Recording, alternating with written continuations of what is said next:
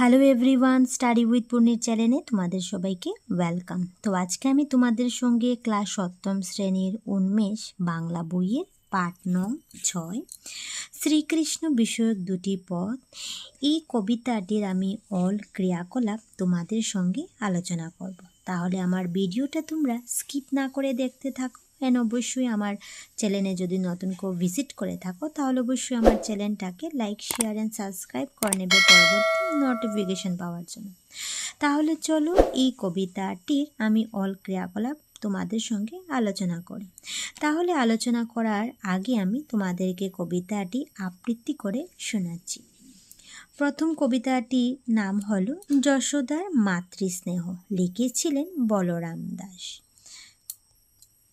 শ্রীদাম সুদাম দাম সোনরে বলরাম, মিনতি করিয়ে তো সভারই, বনকত অতি দূর নবতৃণ কুশাঙ্কুর।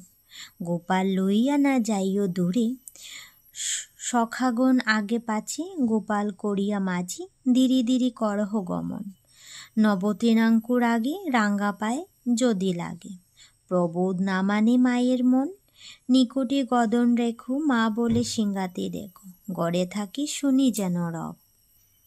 বহি কইল গোপজাতি, গধন পালন বৃত্তি, তিনচি বনে পাঠাইয়া দিব।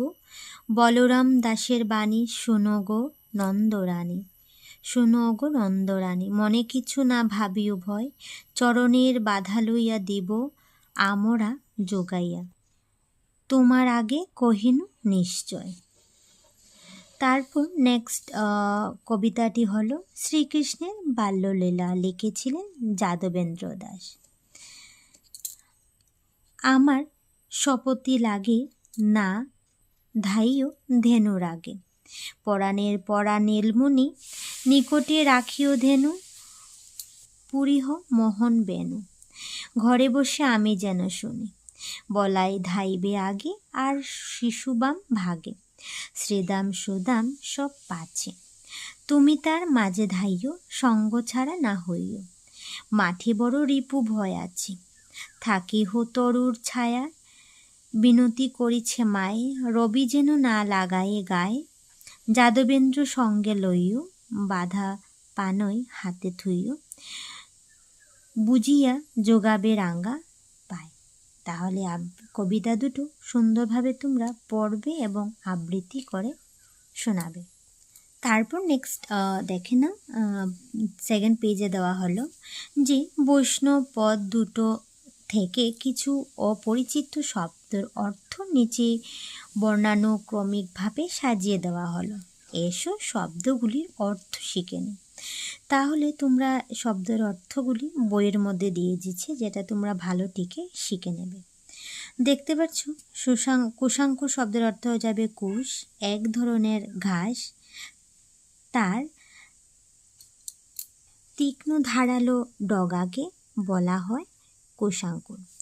নেক্সট শব্দ হবে যে গদন, শব্দের অর্থ হয়ে যাবে গরু। ভারতীয় ঐতিহ্য গরুকে সম্পদ, ধন বলে মনে করা হয়। গোপজাতি হয়ে যাবে যে জাতি গধন পালন ও রক্ষা করে, গোয়ালা জাতি।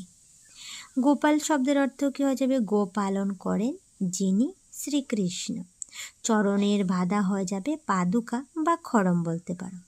তরু শব্দের অর্থ হয়ে যাবে গাছ, তৃণ মানে ঘাস, তিনচি হয়ে যাবে সেই জন্য, ধেনু হয়ে যাবে গরু, নন্দরানী হয়ে যাবে নন্দ রাজার পত্নী যশোদা, নব হয়ে যাবে নতুন। তারপর দেখতে পাচ্ছ দেওয়া হলো নীল মুনি হয়ে যাবে শ্রীকৃষ্ণ, পরাণ শব্দের অর্থ হয়ে যাবে প্রাণ বলা হয়। সেকেন্ডটায় দেখে নাও যে পানই হয়ে যাবে পাদুকা বা জুতো বলতে পারো। প্রবোধ শব্দের অর্থ হয়ে যাবে সান্ত্বনা, বলাই হয়ে যাবে বলরাম, বিহি হয়ে যাবে বিধি বা ঈশ্বর, বৃত্তি হয়ে যাবে পেশা, মিনতি হয়ে যাবে অনুরোধ করা, রব হয়ে যাবে শব্দ, রবি হয়ে যাবে সূর্য, রাঙ্গা হয়ে যাবে লালচে, রিপু হয়ে যাবে শত্রু, পতি হয়ে যাবে তোমার শপথ, সিংহা হয়ে যাবে সিংহের তৈরি অথবা সিংহের আকার বিশিষ্ট বাদ্যযন্ত্র, ফু দিয়ে বাজাতে হয়। তারপর নেক্সট দেখে নাও শ্রীদাম সুদাম দাম মানে শ্রীকৃষ্ণের সখাগণ। সখা মানে বন্ধু।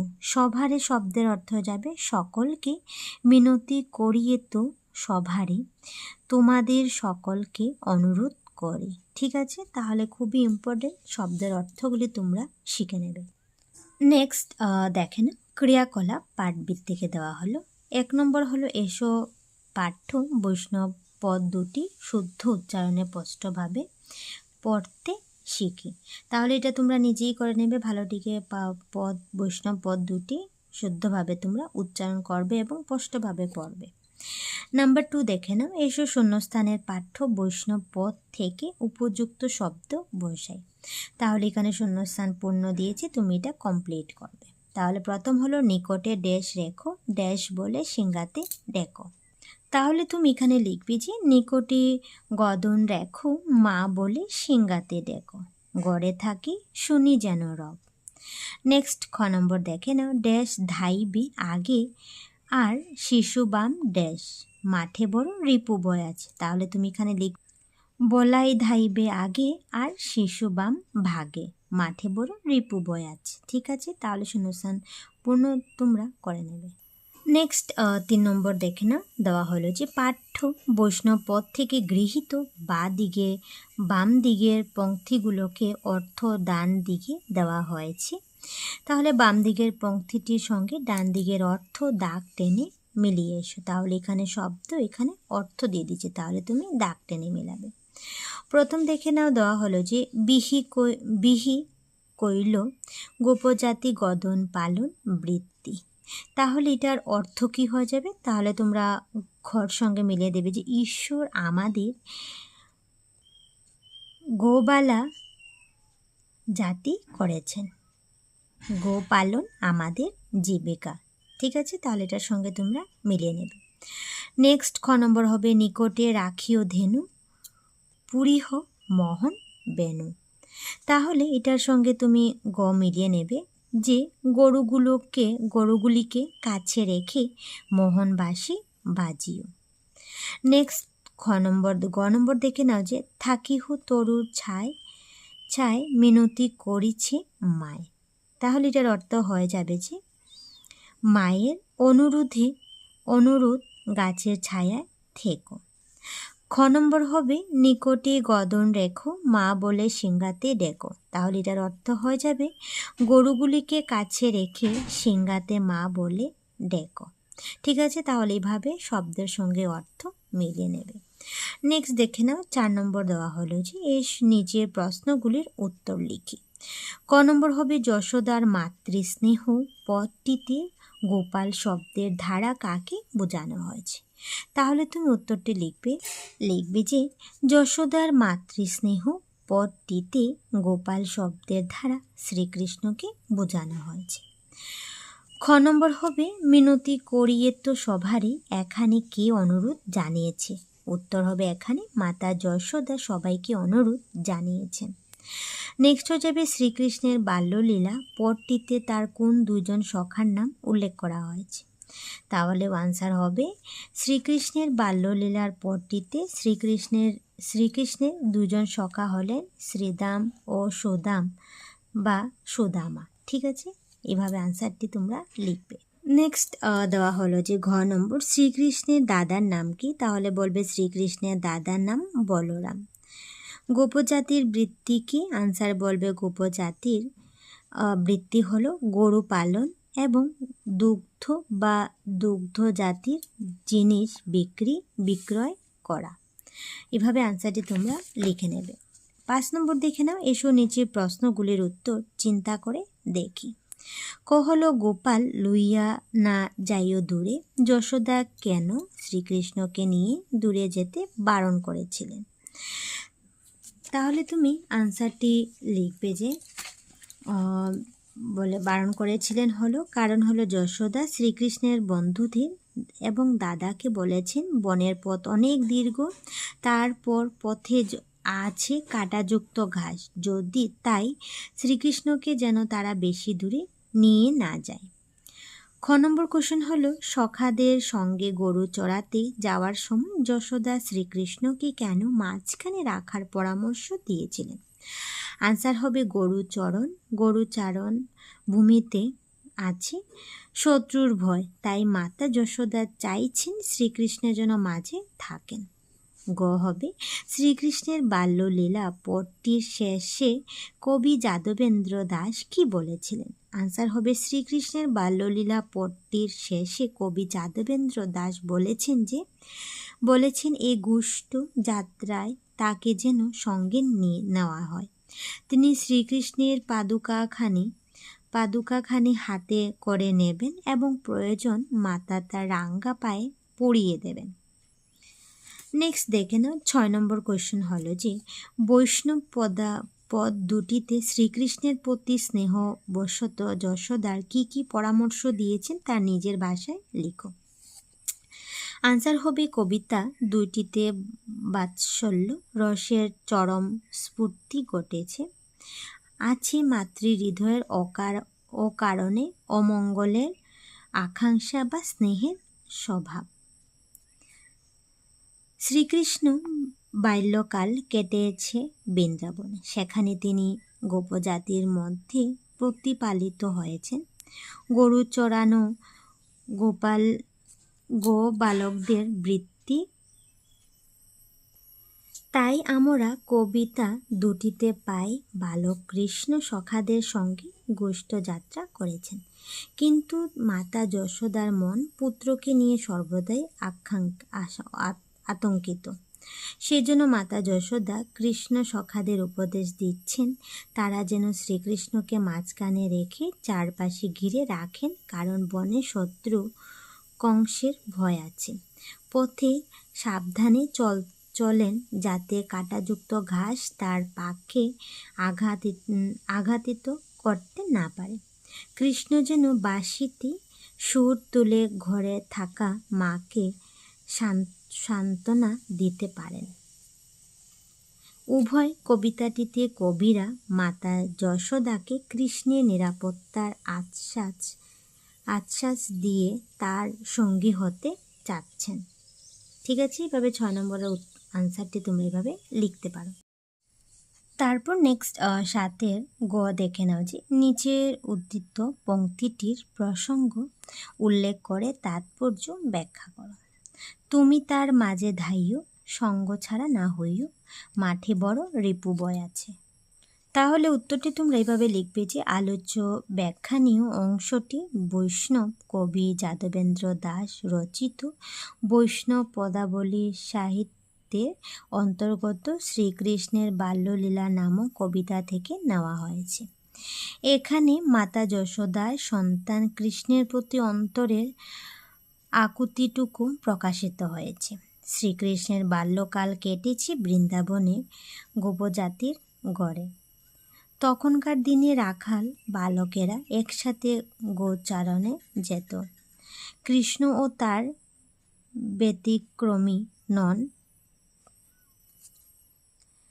কিন্তু মাতা যশোদার মনে সবসময় আশঙ্কা থাকত শত্রুর জন্য, তাই আশঙ্কা মাতৃস্নেহের স্বাভাবিক ধর্ম।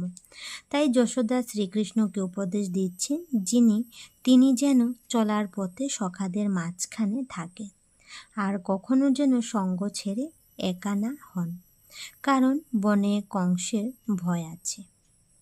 অ্যান্সারটা তোমরা এইভাবে লিখবে। তারপর নেক্সট দেখে নাও 8 নম্বর দেওয়া হলো যে এসো ধাঁধার সমাধান করি। ক নম্বর হলো পাঠ্যপ্রথম বৈষ্ণব পদটিতে এমন একটি 3 অক্ষরের শব্দ রয়েছে যার, দেখতে পাচ্ছ 3 অক্ষর এখানে লিখবে, প্রথম ও তৃতীয় অক্ষর মিলে বোঝায় ফুটবলের আকার। প্রথম ও দ্বিতীয় অক্ষর মিলে গোয়ালা জাতির মহিলা, দ্বিতীয় ও তৃতীয় অক্ষর মিলে যা হয় তা নৌকায় পাওয়া যায়। তাহলে বলো দেখি শব্দটি কি? তাহলে তোমরা এখানে লিখবে গোপাল। ঠিক আছে, গোপাল লিখে নেবে। তারপর নেক্সট আরেকটি হলো ধাঁধা। যশোদার মাতৃস্নেহ পদটিতে আরেকটি 3 অক্ষরের শব্দ রয়েছে, যার তৃতীয় অক্ষরের পরে প্রথম অক্ষর বসালে জলের স্তন্যপায়ী পানি হয়। তৃতীয় অক্ষরের পরে দ্বিতীয় অক্ষর বসালে 2 পরে আসে। দ্বিতীয় অক্ষরের পরে প্রথম অক্ষর বসালে মানে হয় নমস্কার করি। বলো দেখি শব্দটি কি? তাহলে তুমি শব্দটি এখানে লিখবে মিনতি।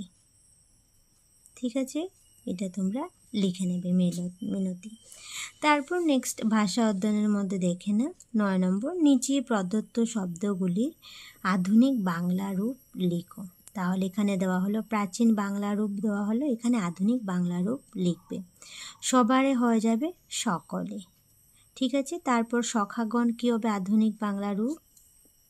তাহলে তোমরা লিখবে যে বন্ধুদের হয়ে যাবে সখাগণ হয়ে যাবে বন্ধুদের, কর হয়ে যাবে করিও, বিহি হয়ে যাবে বিধাতা, তেঞ্চি হয়ে যাবে সেই জন্য, পানি হয়ে যাবে তোমার পাদুকা। ঠিক আছে, এইভাবে তোমরা আধুনিক বাংলা রূপ লিখে নেবে। নেক্সট 10 নম্বর দেখে নাও, নিচের শব্দগুলোর প্রত্যেকটি 2টি করে সমার্থক শব্দ লিখো। তাহলে বন আছে, গোপাল আছে, সখা আছে, ধেনু আছে, তুমি সমার্থক শব্দ 2টি লিখবে। তাহলে তুমি এইভাবে 2টি লিখবে যে বনের সমার্থক শব্দ হয়ে যাবে অরণ্য বা জঙ্গল, গোপাল হয়ে যাবে কৃষ্ণ ছোট ছেলে, সখা হয়ে যাবে বন্ধু সুদীহ, ধেনু হয়ে যাবে গাবি গরু। ঠিক আছে, তাহলে এই দুগুলি সমার্থক শব্দ তোমরা লিখে নেবে। নেক্সট তোমার 12 নম্বরের খ দেখে নাও যে এখন নিচে পংক্তিগুলির শূন্যস্থান পূরণ করো এবং প্রত্যেক স্তবককে 2টি নতুন পংক্তিটি ধ্বনিগত মিল বজায় রেখে লেখো। তাহলে দেখতে পাচ্ছ এখানে ব্র্যাকেটে আছে শূন্যস্থান আছে, তুমি এটা কমপ্লিট করবে। ড্যাশ চরণে প্রান্তে দূর বহু দূর, চরে প্রান্তরে দূর বহু দূর কি হবে এখানে? তাহলে এখানে লিখবে গরু লিখে নেবে, গরু চরে প্রান্তরে দূর বহু দূর, কৃষ্ণ বাজান ড্যাশ কি যেন সমুধুর। তাহলে তুমি এখানে লিখবে বাঁশি কৃষ্ণ বাজান বাঁশি কি যেন সমুধুর। তারপর হবে যশোদার কাছে কানু নয়নের মণি, দেখো সে কীভাবে চুরি করে ননি। ঠিক আছে, তাহলে ভাবে তুমি পংক্তিটি পূর্ণ করে দেবে। তারপর নেক্সট দেখে না দেওয়া হলো 14 নম্বর যে তোমরা পাঠ্য বৈষ্ণব পদ 2টির মধ্যে বিষয়গত সাদৃশ্য কি পেয়েছ সংক্ষেপে লেখো। তাহলে তুমি আনসারটা এইভাবে লিখতে পারো যে কবিতা 2টি বৈষ্ণব পদাবলী সাহিত্যের বাৎসল্য রস এর কবিতা, ও কারণে অমঙ্গলের আশঙ্কা মাতৃস্নেহের ধর্ম। এই ধর্ম 2টি কবিতায় বর্তমান, উভয় কবিতায় আছে গোচারণে যাওয়ার চিত্র, আছে সখা শ্রীদাম ও সুদামের নামের উল্লেখ, সঙ্গে আছে দাদা বলরামের কথা, ঘাসের কাঁটা থেকে যেন পা রক্ষা পায়। 2 কবিতায় আছে মাতা যশোদার অন্তরের আকুতি, কৃষ্ণ যেন গোচারণ ভূমিতে নিরাপদে থাকেন, কারণ মাঠে শত্রুর কংসের ভয় আছে, সেই জন্য তিনি যেন চলার পথে মাঝে থাকেন সখাদের মধ্যে, কখনো যেন একা না হন। আর আছে বংশীধ্বনি করার কথা, যাতে তিনি ঘরে বসে সে ধ্বনি শুনে অন্তরে শান্তি পেতে পারেন। 2 কবিতার মধ্যে কবিদের একই অভয়বাণী আছে শ্রীকৃষ্ণের নিরাপত্তার বিষয়। 15 নম্বর দেখে না দেওয়া হলো যে পাঠ্য পদ 2টিতে শ্রীকৃষ্ণের বাল্যলীলার বিবরণ রয়েছে। তোমরাও তো শিশু, তোমরা বন্ধুদের সঙ্গে কী ধরনের খেলাধুলা করতে পছন্দ করো তা লিখো। আনসারটি এভাবে লিখতে পারো যে আমরা বন্ধুদের সাথে কানামাছি, বন্দি, বল, হাডুডু, চোর পুলিশ ইত্যাদি খেলতে পছন্দ করে। এভাবে তুমি আনসারটা লিখে নেবে। তারপর নেক্সট দেখে নাও 17 নম্বর দেওয়া হলো যে নিচে ছবিটি মন দিয়ে দেখো আর ছবিতে কি কি ঘটেছে সে সম্পর্কে লেখো। তাহলে দেখতে পাচ্ছ ছবিটি মন দিয়ে দেখতে পাবে, ভালোটিকে দেখো এবং কি ঘটেছে সে সম্পর্কে তুমি লিখবে। তাহলে তুমি আনসারটা এইভাবে লিখতে পারো যে এটা বৃন্দাবনের গোচারণ ভূমি, যে গোচারণ ভূমির মনোরম দৃশ্য আজও আছে। শ্রীকৃষ্ণ কদম্ব গাছের নিচে দাঁড়িয়ে তার মোহন বাঁশি বাজাচ্ছেন। সেই বাঁশির সুর শুনে বনের যত পশু পাখি সব এসে জড়ো হয়ে গেছে। ছবিতে দেখানো যাচ্ছে গরু, হরিণ, ময়ূর এসে হাজির, সাথে আছেন শ্রীকৃষ্ণের সখারা হাত জোড় করে। ঠিক আছে, তাহলে এই পার্টের অল কোয়েশ্চেন্স আমি তো দিয়ে দিলাম। এখন এই কবিতাটির কিছু এক্সট্রা অতিরিক্ত কোয়েশ্চেন দেখে না, যেটা তোমরা খাতায় লিখে শিখতে পারো, যেটা খুব এক্সট্রা শর্ট কোয়েশ্চেন এক্সামে আসতে পারে। যেমন 1 নম্বর দেখে নাও যে যশোদার মাতৃস্নেহ কবিতাটির রচয়িতাকে। তাহলে আনসার হবে যশোদার মাতৃস্নেহ কবিতাটির রচয়িতা কবি বলরাম দাস। শ্রীকৃষ্ণের বাল্যলীলা কবিতাটির রচয়িতাকে। তাহলে বলবে শ্রীকৃষ্ণের বাল্যলীলা কবিতাটির রচয়িতা যাদবেন্দ্র দাস। 3 নম্বর হবে যশোদার মাতৃস্নেহ এবং শ্রীকৃষ্ণের বাল্যলীলা কবিতা দুটি বৈষ্ণব সাহিত্য কোন পর্যায়ের কবিতা? আনসার হবে মধ্যযুগের বৈষ্ণব সাহিত্য কবিতা দুটি বাৎসল্য রস পর্যায়ের কবিতা। 4 নম্বর হবে যশোদার মাতৃহৃদয় এবং শ্রীকৃষ্ণের বাল্যলীলা কবিতা দুটি কোন ভাষায় রচিত? তাহলে লিখবে তুমি কবিতা দুটি ব্রজবুলি ভাষায় রচিত। 5 নম্বর হবে শ্রীদাম সুদামকে। তাহলে বলবে শ্রীদাম সুদাম শ্রীকৃষ্ণের সখা। বলরামকে। তাহলে আনসার হবে শ্রীকৃষ্ণের দাদা বলরাম। নেক্সট হয়ে যাবে গদন পালন বৃত্তি বলতে কি বুঝো? আনসার হবে গদন পালন বলতে গরু পালনের পেশাকে বোঝায়। পরাণের পরা নীলমণিকে। তাহলে বলবে নীলমণি হলেন শ্রীকৃষ্ণ। তারপর 9 নম্বর দেখে না মাঠে বড় রিপু ভয় আছে। রিপু ভয়ের কারণ কি? তাহলে বলবে রিপু শব্দের অর্থ শত্রু। এখানে শত্রু বলতে কংসের অনুচরণদের কথা বলা হয়েছে। তারপর নেক্সট 11 নম্বর দেখে নাও যে রবি যেন না লাগে গায়ে। রবি শব্দের অর্থ কি? তাহলে বলবে রবি শব্দের অর্থ সূর্য। শ্রীকৃষ্ণের জন্মদাতা পিতার নাম কি? তাহলে বলবে শ্রীকৃষ্ণের জন্মদাতা পিতার নাম বাসুদেব এবং মাতা দেবকী। নেক্সট হয়ে যাবে শ্রীকৃষ্ণের পালন পিতা ও মাতার নাম কি? তাহলে বলবে শ্রীকৃষ্ণের পালক পিতার নাম নন্দঘোষ এবং মাতা যশোদা। ঠিক আছে, তাহলে এই পার্টটির ভিডিও আমি এখানে শেষ করলাম। ভিডিওটা কেমন লাগলো অবশ্যই কমেন্টে জানাবে। তাহলে টাটা।